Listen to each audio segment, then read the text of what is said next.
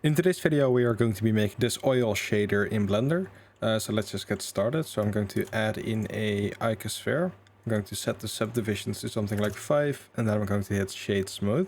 Then what I want to do is go over to rendered mode and then turn off the scene world and then turn on denoising just so we have a default lighting setup. Then we want to open up the shader editor, add in a new shader and then call this oil. Make this a little bit bigger. And now we can zoom in. And to make the waves of the oil that's on the water, we are going to be using a wave texture. And that looks like this. But we don't, of course, want this massive ring here, which doesn't really look good if we increase the scale. So instead we are just going to do some distortion just so that breaks up and you don't really notice it. And I found 25 to be a pretty good value for this. And I also want to make this pretty detailed, so I'm going to up the detail to 15 and that will be it for the wave texture. Now if we add in a noise texture and we put it into the vector, you will get something like this if you zoom in, and this will really remind you of like the rings in the water that oil make because it floats on top. So we are going to be using that, but rather the value, and then mapping our own colors onto this. So this is a good base, and it's pretty finicky with how these textures are set up. So if you change the scale of this one, you will change like the intensity of like the rings. But if you change the scale of this, you will kind of like do an offset in the colors. So for us, we want to be changing this scale, of course, to change the scale. And I'm just going to set it to 2 for now, just so it's easier to see. This doesn't range from 0 to 1, instead it ranges from 1/3 to 2/3. So in order to fix that, we are going to add in a map range node. And we are just going to be changing the from min to 1 divided by 3 and then hit enter. And this will make the lowest parts black instead of gray. And then the from max we're going to be doing 2 divided by 3, which will make the highest parts white. Alright, now for the color. We're just going to be adding in a color ramp node by placing that there. And we want kind of a rainbow from 0 to 1.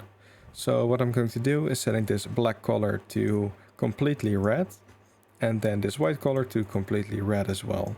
And as you can see now, everything is red, but if we change this to HSV and then we set this from near to far, this will create a entire rainbow on our color ramp, which will give some nice colors to our oil. Something else I want to do is add in some black parts in the places at the bottom. So I'm just going to drag this off a little bit to like 0.25 and then use that other range of 0.25 and add in a new slider and make this just completely black. And this will also create a pretty realistic gradient to the color, which is nice. Alright, now I want to change the scale of this noise texture just so there are a little bit less colors, as you can see. So we're just going to be setting this to like 2, just so there aren't that many rings. But you can also increase this if you want to add in more rings. But I think 2 or 1, anything between 1 or 2 is fine.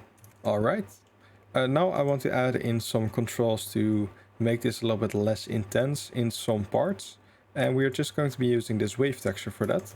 So add in a mixed color node and then drag this wave texture into the vector and then just make this B color black. And this will make everything in this texture just black. We of course don't want this to be this intense, so I'm going to add in a math node and then I'm going to set this to power.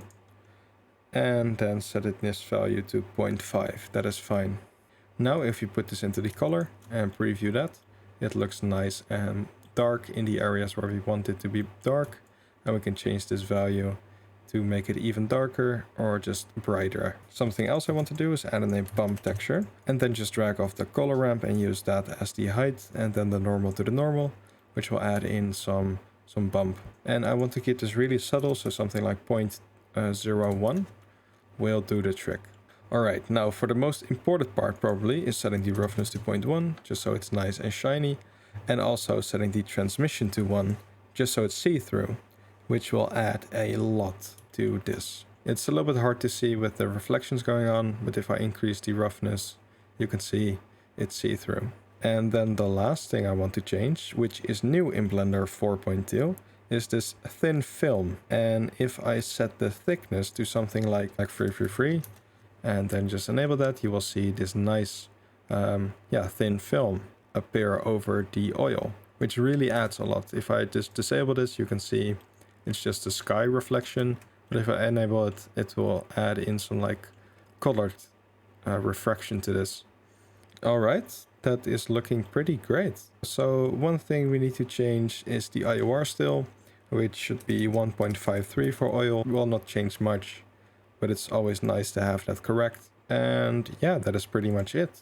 So now you can use this. Just decrease the roughness again to like 0.1, and then just delete this, add in a plane, add in the oil material, and then add in a new plane below it, and give this like a dirt material. And now you have really nice oil in Blender. So if you enjoyed, please leave a like and subscribe, and I'll see you in the next video. Goodbye.